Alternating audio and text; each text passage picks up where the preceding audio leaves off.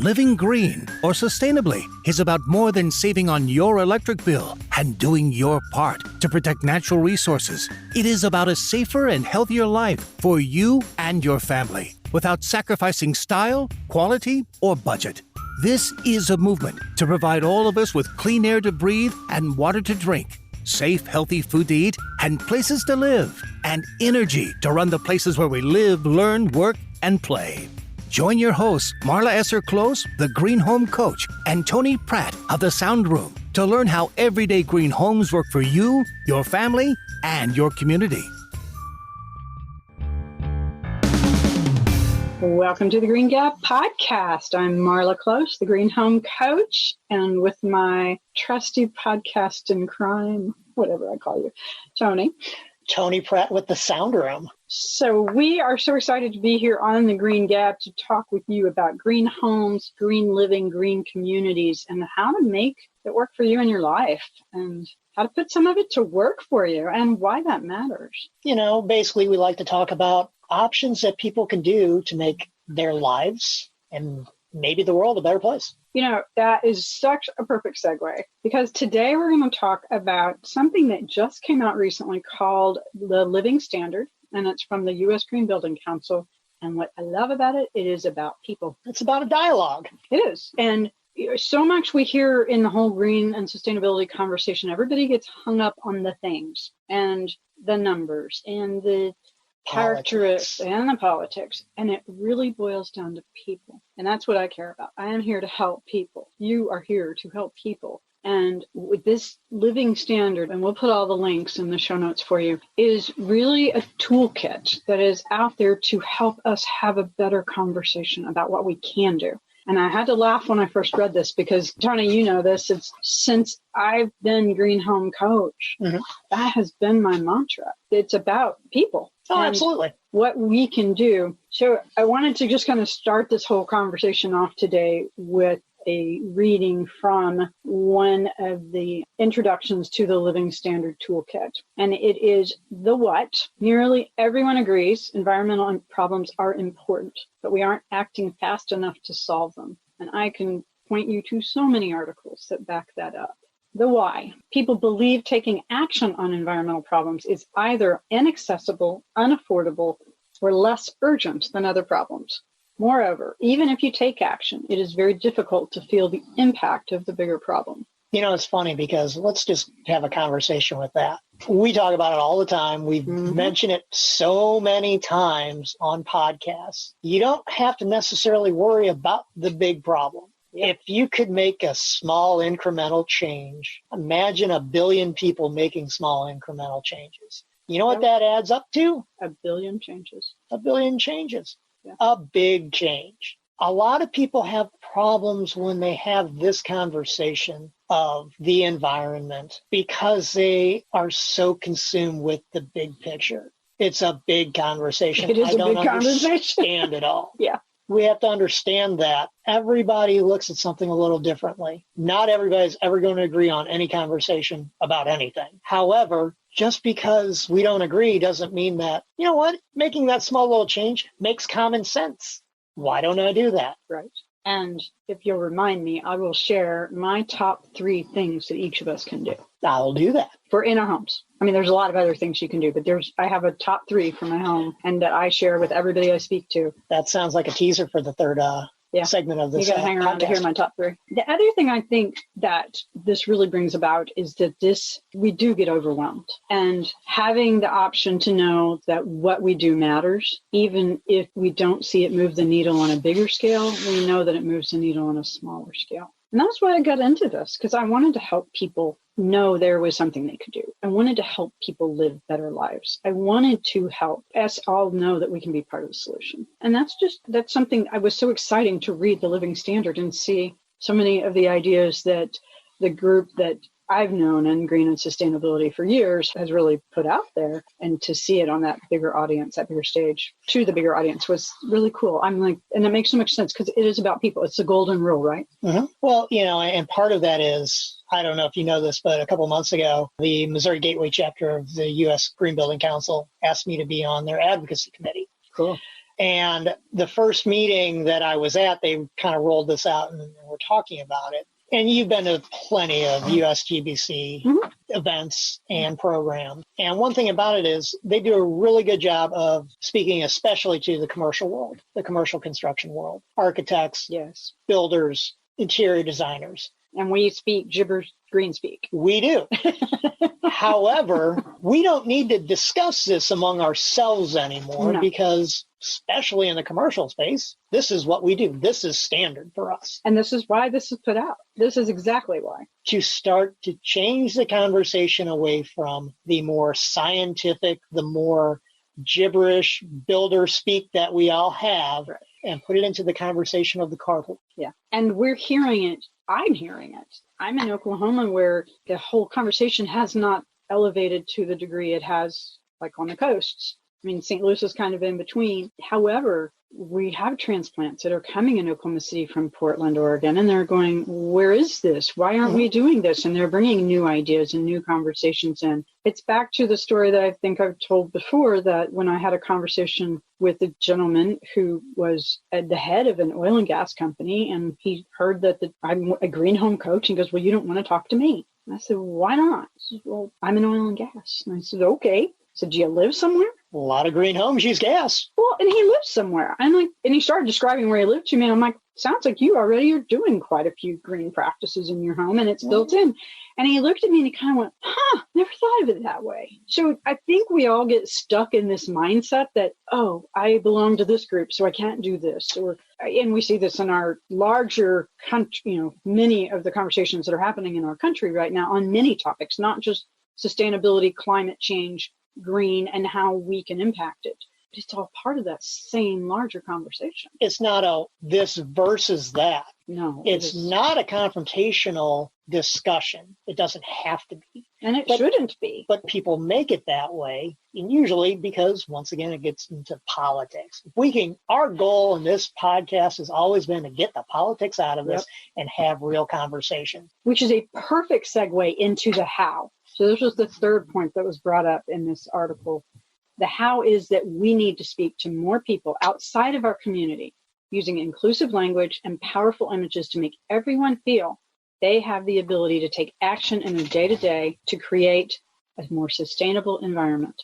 And I'm going to add, for all of us. And that is, to me, is the embodiment of the golden rule. And we all have an opportunity to do better. And that's what this whole living standard was about. So what the U.S. Green Building Council has actually done is put this into a format so that all of us that do understand the science and the technicalities behind this can have a just sit down over coffee kind of a conversation, which, by the way, is why this podcast was founded 3+ years ago. But now to be able to take this conversation to even more people, and from the people that understand the hows and the whys that go in behind it, but also have the people side of that conversation. I think that's really needed.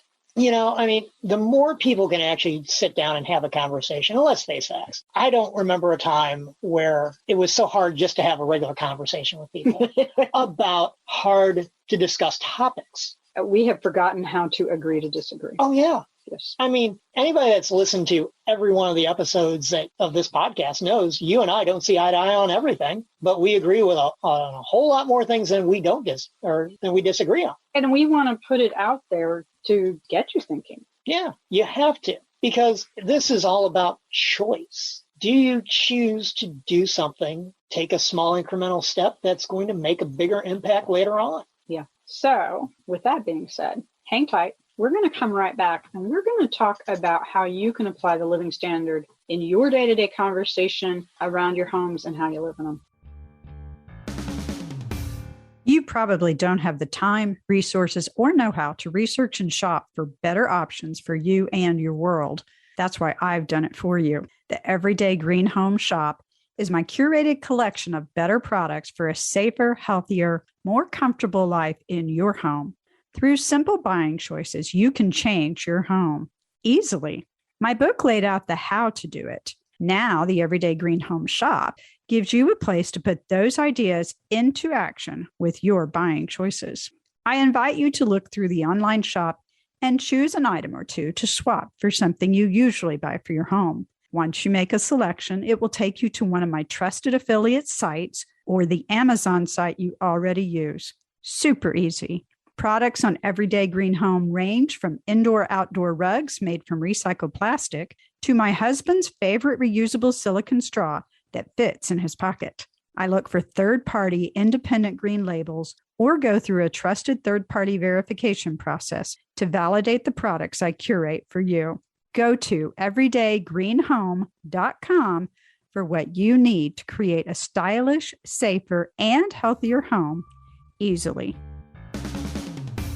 From the Living Standard messaging, I want to share with you just kind of an overview of what this all means and how it can be communicated. So pardon me for reading for a moment. Our families deserve to inherit a safe, healthy environment. However, more extreme weather events, fires, droughts, hurricanes, and an increasing exposure to contaminated water, polluted air, and increased toxin threaten our lives and our children's lives. Where we live, work, and play should not hurt us, but protect and enrich our lives in a sustainable way. This should not be a luxury or a privilege, but a standard everyone can enjoy and expect.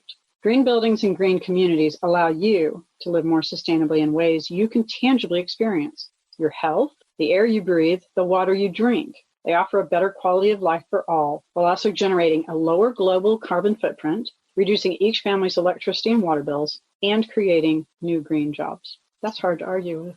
It is. The how we get there is where we all get caught up on ourselves. That's a different discussion. Right. I don't think anybody, when we talk to people about sustainability, the philosophies behind it, I don't think anybody in their right minds, when you say, if you could do something that's better for the environment, would tell you no. Right. It's the pathway, the roadmap of how to get there. That's where we all have different, I don't want to say issues, but different opinions about it. Which is, again, why we want to come back and leave, and we're going to, but you're going to have to listen to the end. We're going to leave you with some actions you can take, because it's all about action. And I think a lot of us are very frustrated that there's a lot of talk going on right now, and not necessarily a lot of action, and not just in green sustainability, climate change, environment, but everything. And, taking action is how we move things forward. So we're going to leave you with that today. Well, you say it's about action, and I also say it's about choice. Because some people choose not to act. It isn't choosing an action. Sorry, I could go in circles with you there. Okay, I'm not going to take you down that rabbit hole. So when we were prepping for this podcast, one of the things you brought up that I thought was just really, really insightful is in the built environment, there's some unique challenges going on right now that are impacting people's ability to, or they think it's impacting their ability to take action. And the building environment, especially in home building right now, is experiencing some painful realities. Yeah, that's a good way to put it. If all we were talking about is, instead of using this HVAC system, I want you to use that HVAC system. This would be an easy conversation. However, when it comes to building a house, we're getting hit, that is the residential construction industry as a whole, are seeing a lot of different issues all coming to a head at once. First and foremost is issues with land, land development. And when it used to take a builder 6 months to buy a tract of land, turn dirt, get it permitted and start building houses in a subdivision, that 6 months is now 3 years. That's a lot of years to take money. It increases costs. There's more hoops to jump through. Now, I'm not saying these are all bad hoops or good hoops. Right, but it's a different environment. It's a reality. It's a different environment than they're used to. It's the reality of it. Then we have the labor issue. Over the last 10 years, the construction industry has basically suffered the loss of a generation of workers. Yeah. We no longer have the young workers coming in.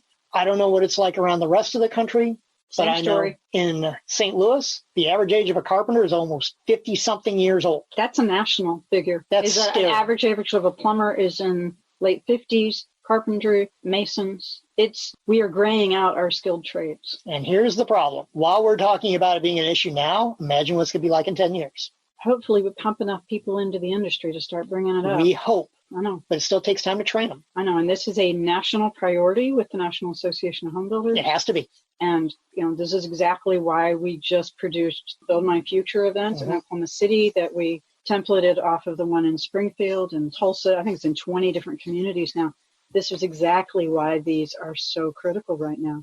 we have to change how the trades and building is seen and get people into the industry. And it's a lucrative career. Well, and we already have land. The costs are increasing. Right. Labor, costs are going up. They have to when there's a shortage. Yep. There is no way around it. Yeah.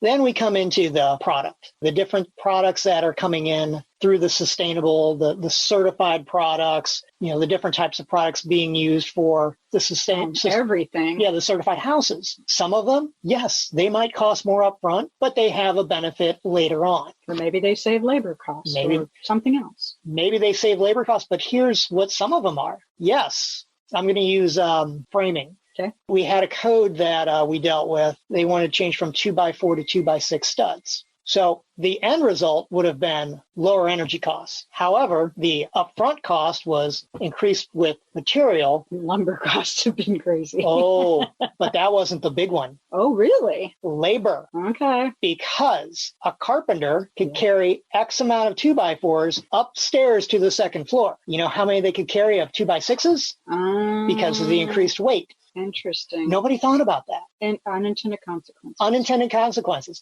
The first rule of any environmental discussion is always, what is the law of unintended consequences? True. That's the first thing I learned at Harvard. And so we have an environment right now in the home building industry where everybody is just doing everything they can to keep their heads above water. Oh, absolutely. So to think, and we realize there's so many variables in the home building process already. And, you've got variable weather, variable land, variable materials, variable labor, variable costs, variable clients.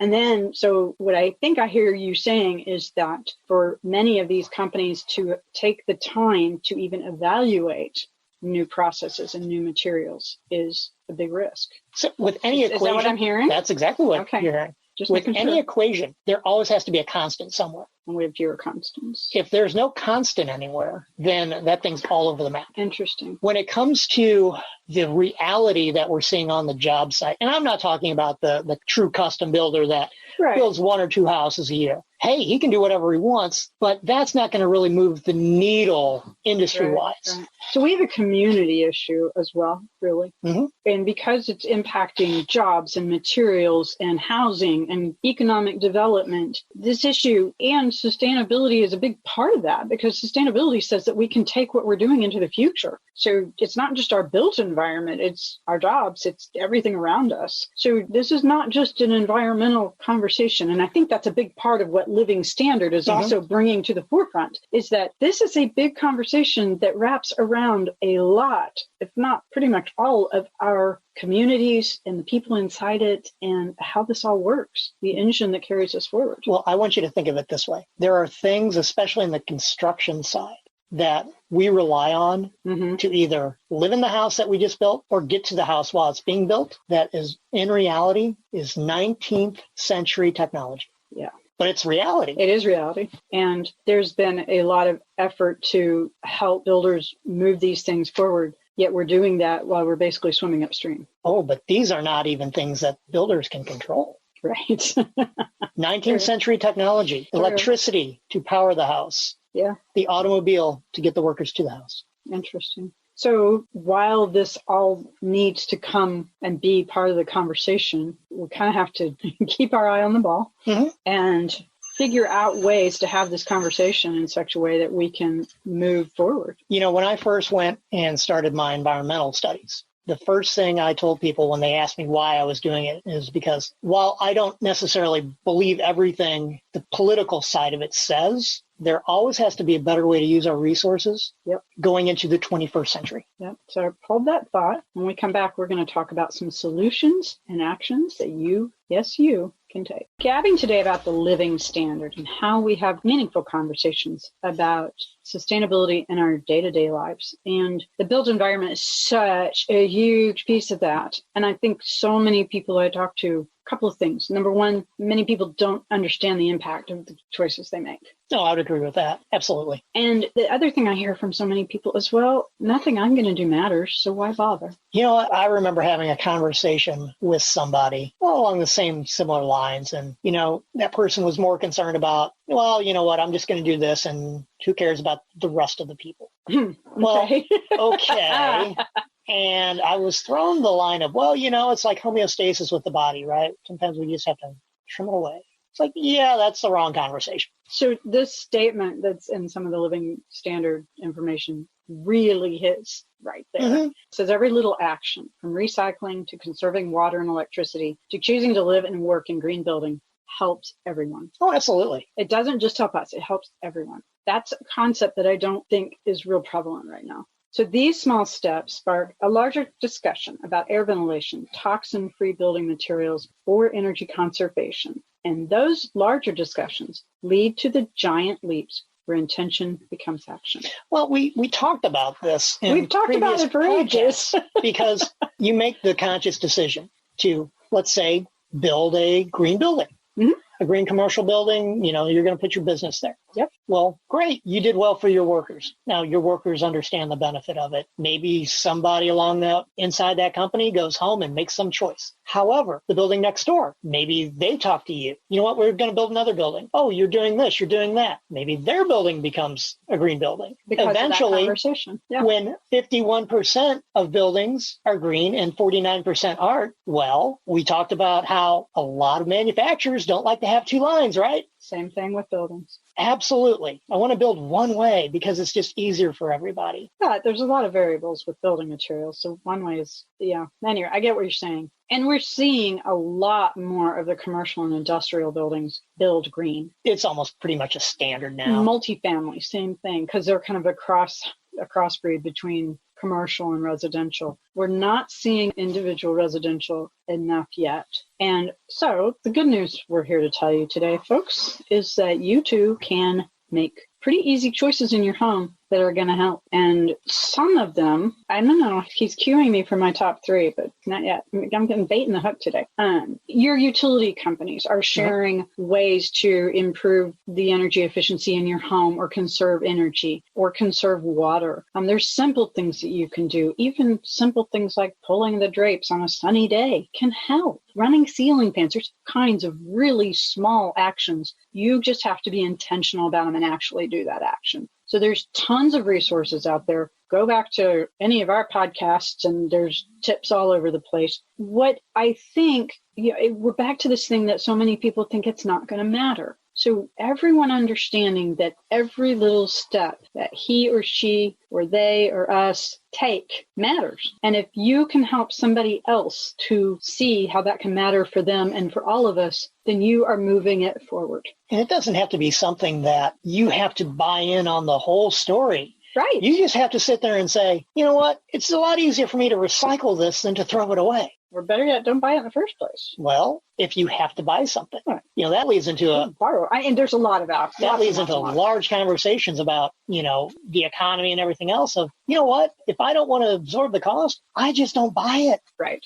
Okay. A couple of things that we want to get done before we run out of time. We told you there would be solutions, that we would give you places to go for solutions. And education is a huge part of this that we feel is part of the solution. So in addition to the living standard information that we're going to share with you, there's information in the green home certifications. There's information and education on many, many places. The Energy Star website is just a treasure trove of information, as well as the Water Sense for water efficiency and conservation. So taking the time, pick one topic and learn a little bit more, and that's going to give you hopefully an interest in learning more and doing more. And I would say the first one, something that already interests you. Absolutely, or something that's of value to you. Mm-hmm. So if you align, that's such a good, you did it again, segued in, such a good alignment, because if there's something that's a personal interest to you, so for instance, in my household, it was breathing, because I have a son that had asthma and my daughter had chemical sensitivities, and I have chemical sensitivities. So getting all that extra chemical fragrances in particular are a big no-no with me because I'm too sensitive to them. So getting those out of our home was really, really important to me. So that was what I started with. Right. And the health aspect of that was really important to me.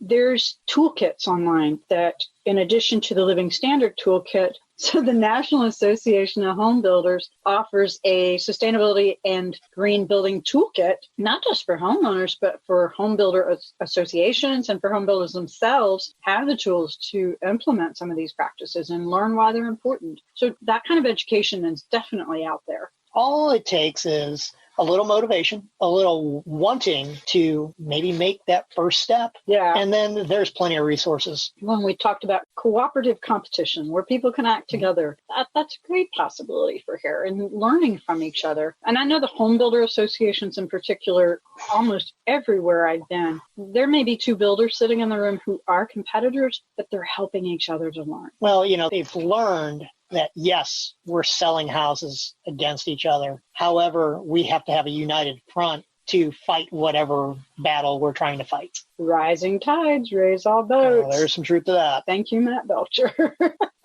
Okay, so I promise top 3. These are my top 3 actions that each and every one of us can take. And I'm going to give them to you, and I'm going to tell you why they're important to me and why I think you might want to do them. Fair enough? Sounds like a plan. Okay, number 1, LED light bulbs. Oh, yeah. That's easy. If you still have the old-fashioned incandescent light bulbs in your home, in your building, in your life, take them out and throw them away right now and replace them with an LED. Because even if they still work, they're costing you so much in electricity. Okay, I have to interject here. Uh-oh, he's got his finger up, too. No. He's got an important butt. Well, this is true, especially if you have any kind of a automation system or lighting control system with LED light bulbs. Talk to your integrator. Yep. Here's why. Just any LED light bulb you might buy online won't always work. I have this issue with Kim Hibbs. His system was flickering a little bit. Okay. And the first thing I told him was, is it on a controlled dimmer switch? He goes, yes. I go, that's why. There's not enough voltage in the switch to kickstart it and get it lit up. So make sure you reach out to your own integrator. Tell them that you want to get LED switches, and they'll have a list. We have a couple that we recommend, but talk to your actual individual integrators. And even if it's just one light that you use the most, it's worth replacing with LED. It will start saving you money right away. Better quality light, and we don't have to throw as much stuff away because they last so long. So there you got the whole whys. Number 2. Green cleaning products. That's a good one. You can buy these in any big box store, online. You can buy them anywhere. You can buy them in direct marketing. There's a ton. You can DIY, make your own stuff. Lemon, vinegar, and baking soda are amazing cleaning products. But getting the chemicals out of your home, the greatest place to start is with your cleaning products. So there's some new cleaning product lines out there that are 2 cleaners for everything. So it's super simple, and I'm all in on simple. And so there's green cleaning products, are going to get the nasty stuff out of your home. They're going to protect the health of you, your family, the people in your home. And oh, by the way, if your toddler happens to drink one of them accidentally, it's not going to hurt them. For most of them, read the labels though, folks. There's different grades of ingredients in different green cleaning products. So, but there's definitely some out there that are safe enough to drink, and I've watched them do it. So that's I don't think 2. I'd want to be that tester. Yeah, number 3, this one might make you chuckle. Buy recycled toilet paper. Oh, and use it too. No, we've talked about that before. It's not the toilet paper. It's coming from recycled paper.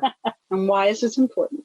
Because it's already been used. You're not cutting down a new tree to make it. We're not Number cutting one. down the forest. So. You're basically saying the tree's already been cut down. This is really the end use of its life. I was shocked. I always kind of assumed that paper and toilet paper in particular were made from the trimmings of the trees. No, it's a pulp. But they're made from the big solid trunks. I'm like, why aren't we using that for hardwoods and buildings and all these other things that we need wood for instead of toilet paper and paper towels? So number 1, toilet paper is a hard one to replace with something reusable, at least in our society here in the United States. And there's great recycled toilet paper products out there. And it is something that is so meaningful because by protecting our forests, we're protecting our flora, our fauna. Our forests are the lungs of the earth. So we're protecting so many things by making decisions that help to preserve our forests. So there you got it, folks. My top 3 actions. You can take each and every one of those 3 for pennies, if maybe no extra cost. Matter of fact, one of them will save you money. Tons of ideas on other things you can do. A lot of times taking green actions will save you money, save you effort. I like simple. Shouldn't we talk about LEDs and check your local utility? They might have rebates. They might have rebates. That's a really good point. And a lot of times you can buy them through the program. So yeah,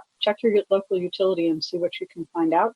Many, many ways you can take actions. Pick 3. That's all you got to do. Sounds about right. So enjoy your opportunity to take some action, your opportunity to make a difference. And just remember, every little bit counts. So we are going to sign out on the Green Gab. Remember to subscribe to the Green Gab podcast on your favorite podcast app. And please leave us a review and your thoughts and feedback. We so appreciate it, and it helps to get this podcast out to more people. That wraps this episode of the Everyday Green Home Podcast. Get the show notes with all the resources mentioned in this episode. Be sure to subscribe on your favorite podcast app so you never miss an episode. Want more? Join the Love Your Everyday Green Home private Facebook group for more resources and behind-the-scenes insights. And remember that living a little better and greener is easier than you think.